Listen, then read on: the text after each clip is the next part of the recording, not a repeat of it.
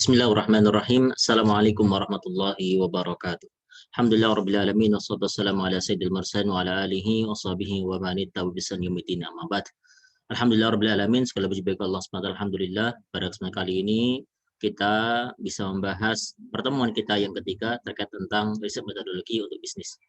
Salam serta salam salawat tercurahkan pada baginda Nabiullah Muhammad Sallallahu Alaihi Wasallam, yang kita ikuti sunnah-sunnah beliau, sunnah qauliyah, fi'liyah, takririah, sifat kholiqiyah mampu kita laksanakan. Baik, pada pertemuan yang ketiga ini kita akan bicara terkait tentang bagaimana mendefinisikan dan juga meredefinisi, atau artinya mendefinisikan ulang terkait tentang problem statement yang akan kita bahas.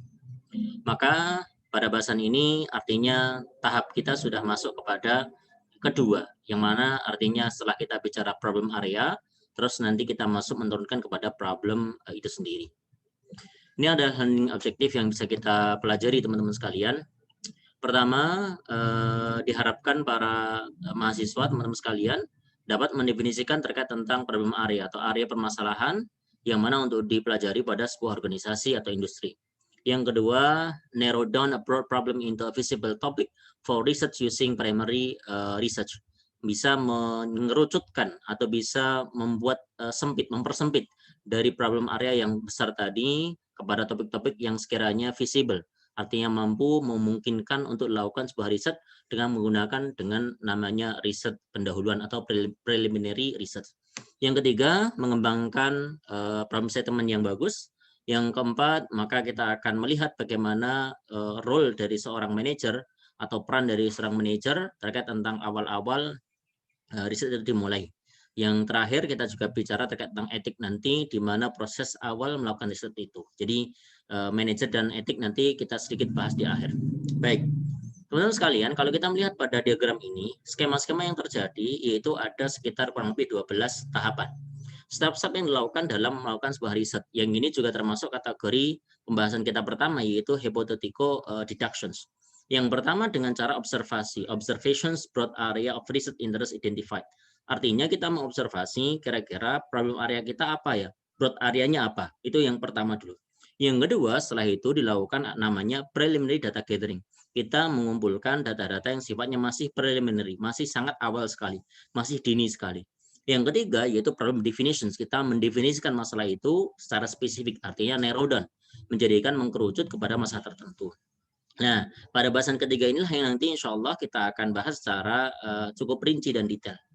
Sedangkan yang keempat, kelima, keenam, ketujuh, ke-8, 9, A, 9B, 10, 11, 12 kita akan bahas pada pertemuan yang akan datang. Tapi pada intinya, tahapan-tahapan ini normal dilaksanakan dalam sebuah riset. Baik.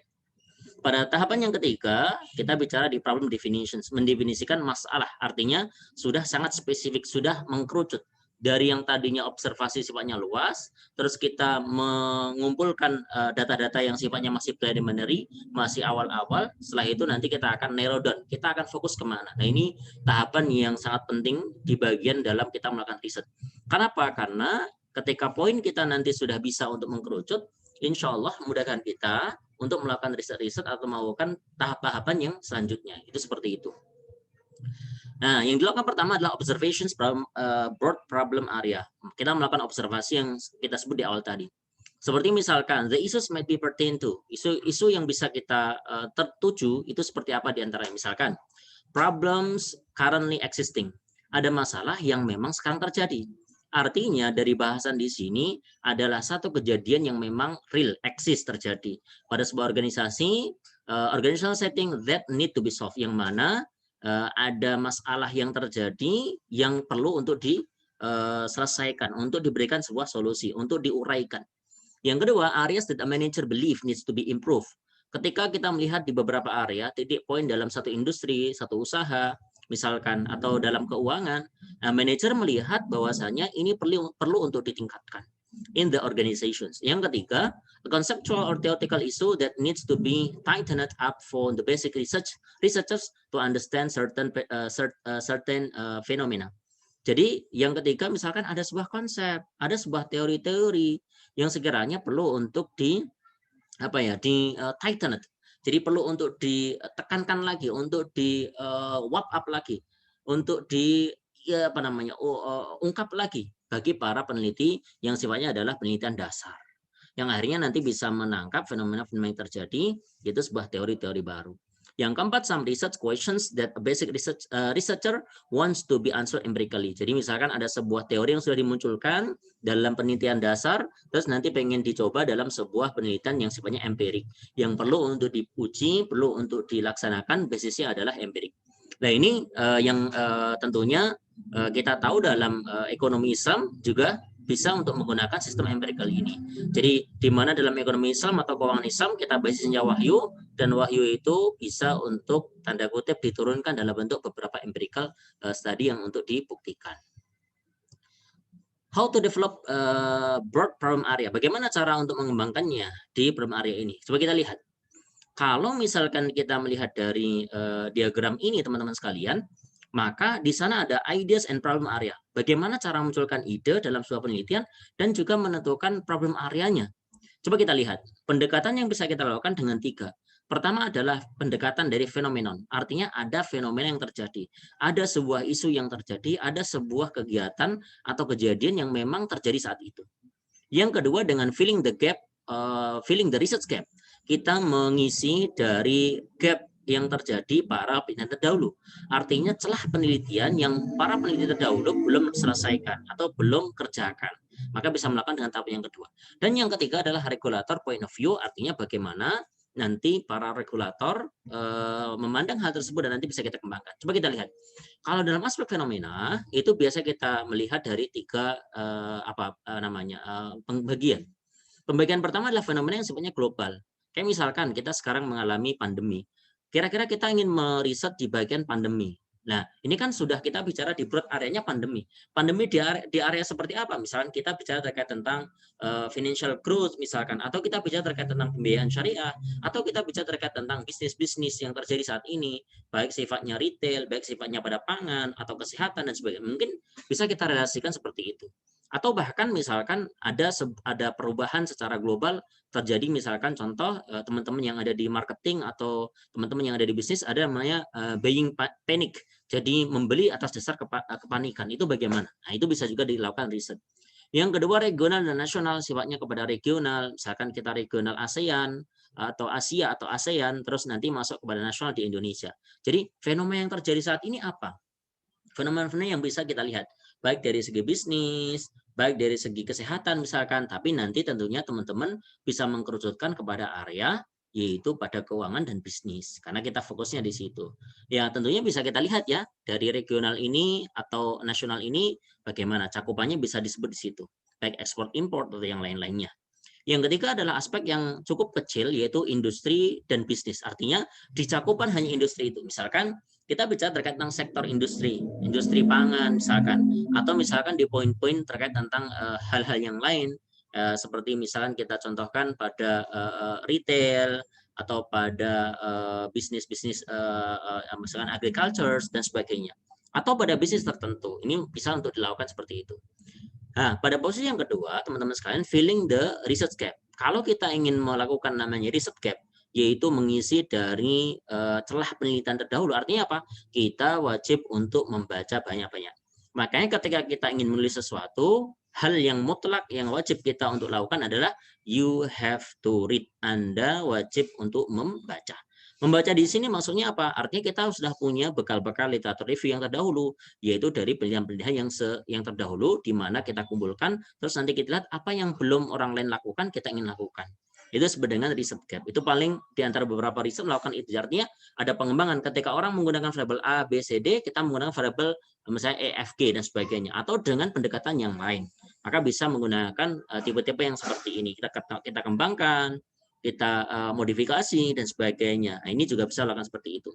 Yang terakhir kita sebutkan yaitu regulator point of view, di mana para regulator ini berlaku atau melakukan kegiatan tersebut. Maka kalau kita lihat di sini teman-teman sekalian, biasanya kita paling mudah lihat blueprint atau rancangnya, atau bahasanya saat ini ada master plan-nya atau policy yang terjadi. Bagaimana kita bisa melakukan riset berdasarkan dari policy point of view, pendekatan dari kebijakan-kebijakan tersebut. Misalkan hari ini kita punya KNEKS, di sana ada master plan ekonomi syariah, master plan keuangan syariah, dan sebagainya, sifatnya 5 tahunan dan sebagainya. Itu bisa kita lihat di sini. baik di OJK atau BI atau yang lain-lain, itu juga bisa kita gali di sini. Nah, jadi kalau kita ingin melihat di posisi bagaimana cara untuk menentukan broad problem area, ya minimal kita bisa dengan 3 pendekatan ini. Baik, selanjutnya contoh misalkan problem area, misalkan ini contoh-contoh beberapa yang kasusnya sangat sempit ya, yaitu di beberapa organisasi. Contoh, training programs are perhaps not as efficient as anticipated. Misalkan kita bicara program training, program pelatihan, bisa jadi tidak seefektif sebagaimana yang diantisipasi. Ya, jadi kita melakukan ini programnya bisa berjalan atau tidak training ini dan sebagainya. Apakah sudah efektif atau tidak? Yang kedua, sales volume. Ini bisa juga kita menyasar pada posisi volume penjualan kita dari produk tertentu. The sales volume of a product is not picking up. Oh, nggak naik-naik, kenapa ya? Nah, ini juga bisa untuk diungkap. Minority group members, misalkan ada minoritas di satu tempat dan sebagainya untuk menaikkan karir mereka. The daily balancing of accounting ledger is becoming a continuing concern dan sebagainya. Sistem informasi, flexibility work hours, ini yang teman-teman juga bisa lakukan, teman-teman di generasi Z ya, karena banyak sekali teman-teman yang ingin bekerja tapi fleksibel, kerjaannya dengan cara fleksibel, itu bisa. Ini bisa juga di lakukan riset. Recent merger, kayak contoh misalkan kita pada saat ini kita bicara tentang merger Bank Syariah Indonesia, itu juga bisa. Misalnya terjadi merger dan sebagainya, ini nggak bisa dilakukan penelitian di situ. Entah dia efisien atau tidak, apakah dia menambah size-nya, memperluas cakupan bisnisnya, atau dan sebagainya. Itu bisa diukur di sini. Yang kedelapan, inventory controls, ya, yang sebenarnya ada kompleks multi-departmental teams dan sebagainya, ini juga bisa dilakukan. Jadi artinya, pada cakupan ini adalah cakupan yang sifatnya kepada industri atau organisasi tertentu. Ini juga bisa dilakukan seperti itu. Nah, yang kedua, tahapan yang kedua adalah preliminary data collections. Bagaimana sebelum kita melakukan riset atau ingin mengembangkan riset kita yang kita sebut dengan broad area tadi, maka kita perlu namanya mencari data-data awal, data-data yang preliminary sifatnya. Maka natures of data to be gathered. Secara alamiahnya ya data itu harus dikumpulkan dulu, biar kita nanti bisa menentukan ini layak atau tidak layak untuk dilakukan riset. The natures of information needed by the researchers for the purpose could be broadly classified under 3 headings. Misalkan kita bisa melakukan 3 kategorisasi terkait tentang informasi yang kita dapatkan. Pertama, misalkan background information, maka kita wajib tahu akan informasi-informasi yang melatar belakangi hal tersebut. Of the organizations, that is the contextual factors. Jadi sebelum kita kemana-mana, kita harus mengetahui informasi-informasi yang melatar belakangi hal tersebut itu apa sih? Misalkan tadi kita bicara di posisi terkait tentang merger misalkan, atau kita bicara terkait tentang beberapa kasus di training dan sebagainya. Maka apa informasi yang membelakangi itu atau yang melatar belakangi itu? Yang kedua, managerial philosophy, companies policy and other structural aspect. Maka kita juga harus belajar tentang filosofi dari managerial tersebut bagaimana. Company policies, kebijakan dari perusahaan itu bagaimana, and other structural aspect, dan beberapa aspek struktural yang lainnya. Yang ketiga, perceptions, attitude, and behavior. Kita juga bisa untuk klasifikasikan yang sifatnya persepsi kepada attitude atau etika, atau sifatnya adalah tindakan-tindakan, and behavioral atau perilaku-perilaku, responses, yang respon ya, behavioral responses of organizational members and client systems and client system as applicable. Ini kalau kita bisa bicara di situ. Jadi artinya data-data yang sudah membelakangi itu apa sih? Yang disebutkan di sana background informations. Apa informasi yang melatar belakangi? Setelah itu filosofinya apa? Kebijakannya apa? Terus itu persepsinya bagaimana? Perilaku para pemangku kebijakan bagaimana? Para karyawan bagaimana dan sebagainya. Nah, data gathered through such existing sources are called secondary data. Kalau kita misalkan sudah mendapatkan data yang sudah ada sebelumnya atau dikumpulkan orang-orang lain, itu disebut dengan secondary data atau sebutnya adalah data sekunder. Artinya kita si peneliti sudah mendapatkan informasi itu dari pihak lain yang sudah dikumpulkan.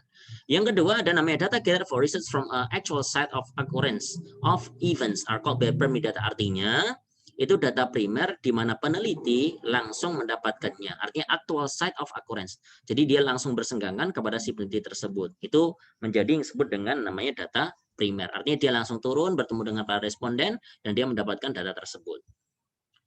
Misalkan ada background information of organization, ini misalkan saja di antaranya ya. Tadi kan kita sebut ada 3 klasifikasi kan.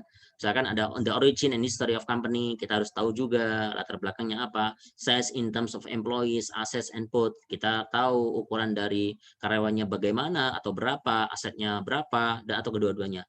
Ada charter, purpose and ideology, kita juga harus bicara ideologinya bagaimana.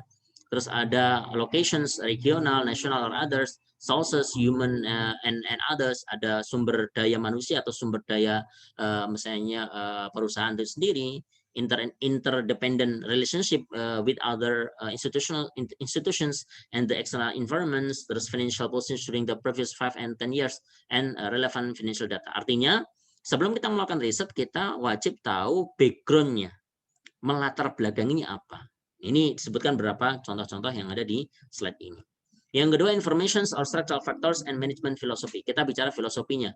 Bagaimana filosofi itu yang ada dalam perusahaan tersebut, industri tersebut. Misalkan, roles and positions in the organizations and number of employees at each job level. Jadi ya kita harus tahu ya, para pemangku kebijakannya atau para pejabat-pejabatnya itu peran dan fungsinya apa, berapa jumlahnya, dan sebagainya.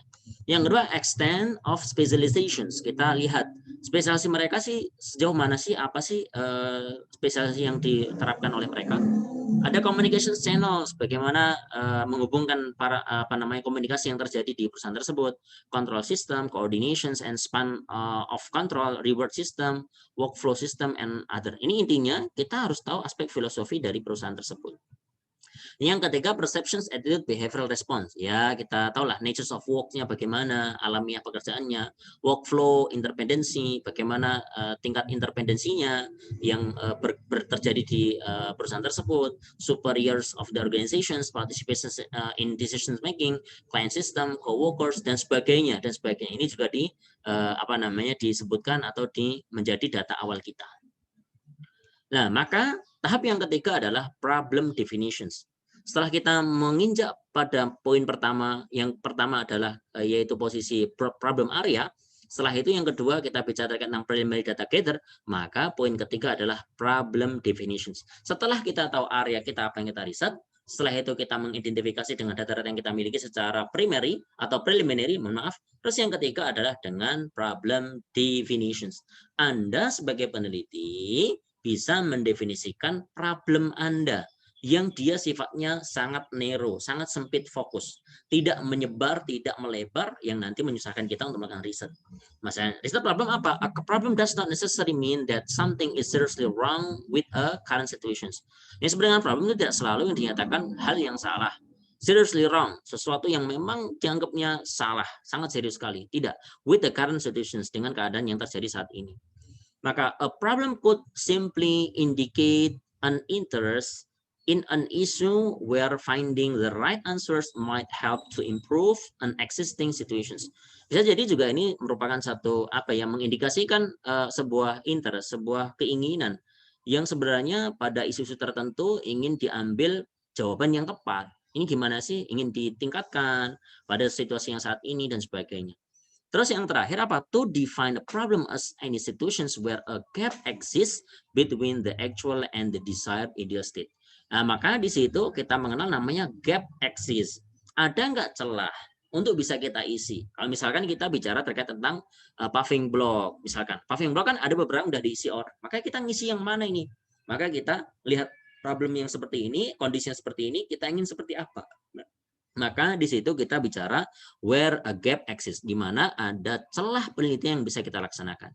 Makanya tadi kita sebutkan di sana ada gap riset ya. Orang lain dulu pernah melakukan ini, kita yang melakukan poin berbeda dengan apa yang telah dilakukan. Itu hal juga yang disebut dengan problem definitions. Selanjutnya, kalau kita bicara di problem definitions, maka dibilangnya or problem statement, it is a clear. Maka wajib untuk sangat clear, sangat jelas. Statement yang digunakan itu jelas. Precise and succinct statement. Sifatnya dia sangat precise. Jadi tajam, tepat, tidak bertele-tele of the questions or issue that is to be investigated. Di mana poin yang dia ingin investigasi itu artinya sudah tepat.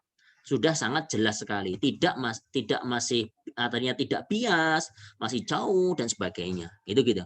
With the goals of finding an answer or solutions. Maka ketika sudah ada pertanyaan atau sebuah statement yang dinyatakan clear, maka nanti bisa kita untuk menentukan tujuannya apa yang ingin dicapai dengan solusi dan sebagainya. Maka misalkan kita lihat, it could be pertain to one, existing business problems where a manager is looking for solutions. Ada masalah yang memang terjadi di satu perusahaan di mana manajer memangku kebijakan ingin menyelesaikan masalah tersebut. Yang kedua, situations that may not pose any current problems but which the managers will have scope for improvement. Misalkan butuh namanya atau perlu namanya peningkatan. Yang ketiga, areas where some conceptual clarity is needed for better theory building. Biasanya ini penelitian dasar ya. Ini konsepnya perlu untuk didetailkan lagi, untuk ditingkatkan lagi, untuk di-build up lagi, dikonstruk ulang misalkan dan sebagainya. Yang keempat, situations in which a researcher is trying to answer a research questions empirically. Ya, jadi kita sebutkan biasanya pengen mengambil satu keputusan yang bisa dibasiskan atau berdasarkan empirik, yaitu data-data yang sifatnya faktual, empirik, itu seperti itu. Nah, example well-defined problems ini contoh-contoh yang problem statement itu terdefinisi dengan baik. Misalkan, to what extent has the new advertising campaign been successful in creating the high-quality, customer-centered corporate image that it was intended to produce? Sejauh mana ini campaign new advertising, ada namanya advertising baru, pengiklanan baru, sejauh mana sih ini kampanye pemasaran atau iklan baru kita sukses untuk menciptakan namanya high quality, kualitas tinggi, customer centered corporate, image-nya yang kuat dan sebagainya yang bisa untuk diproduce. Itu seperti contohnya.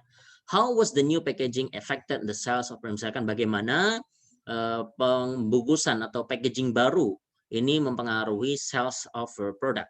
Has the new advertising message resulted in enhanced recall? Misalkan benar nggak sih ada pesan dari iklan yang kita ungkapkan yang baru-baru ini bisa resulted menghasilkan namanya enhanced recall. Jadi bisa untuk memulai recall kembali, untuk membeli ulang dan sebagainya.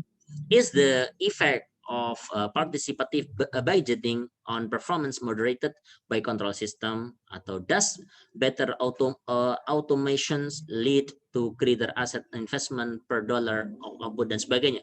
What are the effects of downsizing on the long range growth patterns of companies? How does the ROA impact to banking efficiency atau sebagainya? Ini contoh dari problem definitions yang sudah bagus, itu seperti itu. Kalau di bahasa Indonesia ya artinya bisa dengan menyebutkan apakah atau bagaimana pengaruh dari dan sebagainya lah. Saya bagaimana pengaruh ROA, return on asset terhadap bank efisiensi atau efisiensi perbankan dan sebagainya. Itu bisa dilakukan seperti itu. Business problems translated into problem statement. Ini misalkan contoh ya, bagaimana cara mentranslate atau menerjemahkan dari bisnis problem, masalah di suatu bisnis kepada bahasa itu. Misalkan, ini ada problemnya di sini. Frequent and long delay may translate into much frustrations among airline passengers, to switching behavior and to negative word of mouth communications. Thus, feelings and behaviors eventually have negative effect on the performance and profitability of the firm. Ini contoh ketika misalkan ada banyak delay yang frequently dan long delay.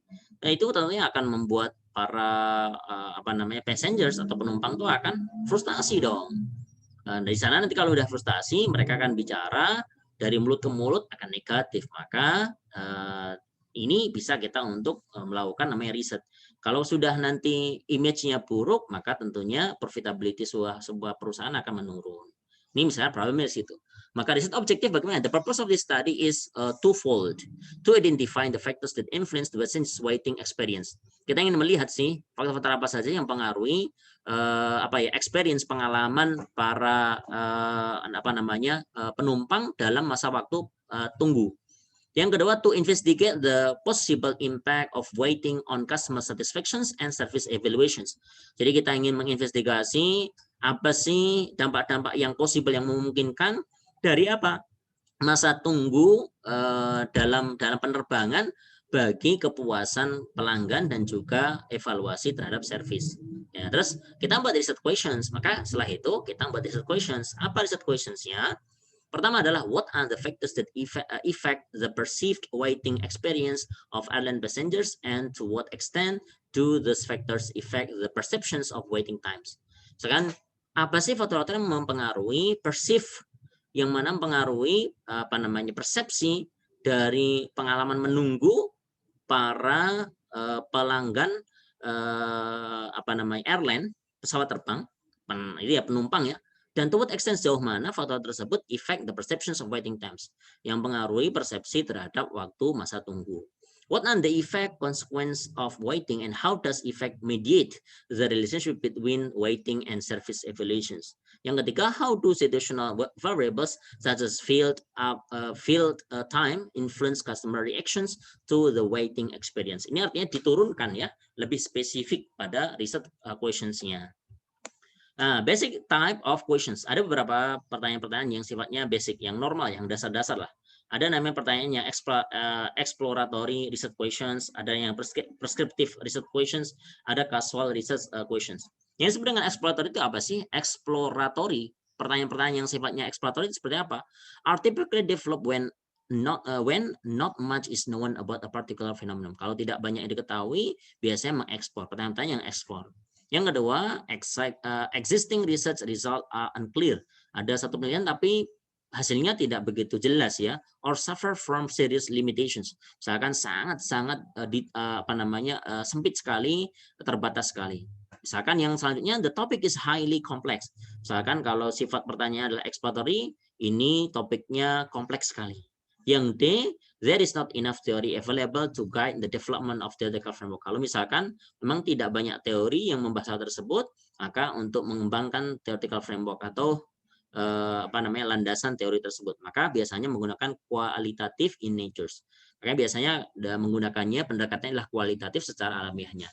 Kalau yang deskriptif bagaimana? Is to obtain data that describe the topic of interest, biasanya untuk menggambarkan dari topik area yang memang diinginkan, yang diharapkan.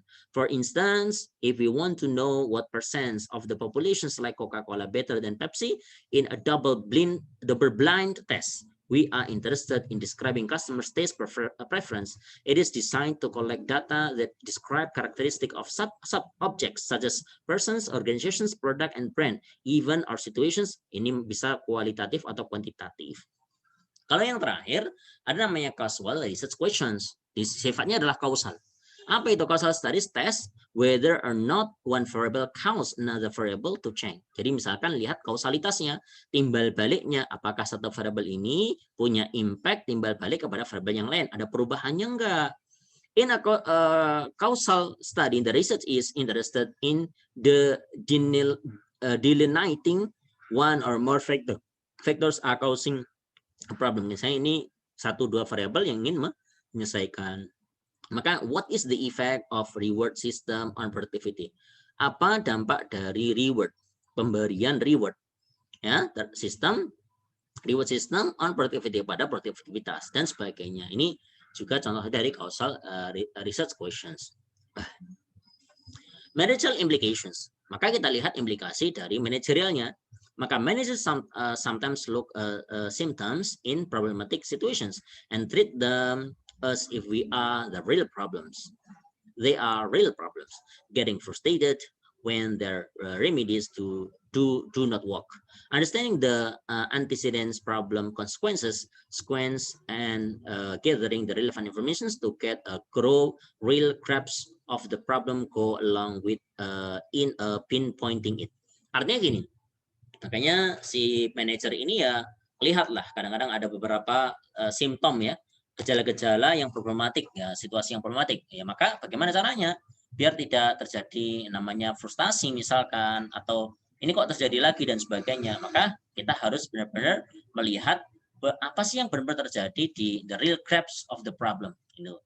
Yang kedua, managers input help researchers to define the problem in the broad problem area and confirm their own theories about the situational factors impacting on the central problem. Jadi kita lihat nih, maksudnya gimana sih ingin ditujukan kemana manajer ini. Artinya manajer memberikan arahan yang sebenarnya ingin dilakukan risetnya itu seperti apa, central problemnya apa. Itu bisa membantu para peneliti.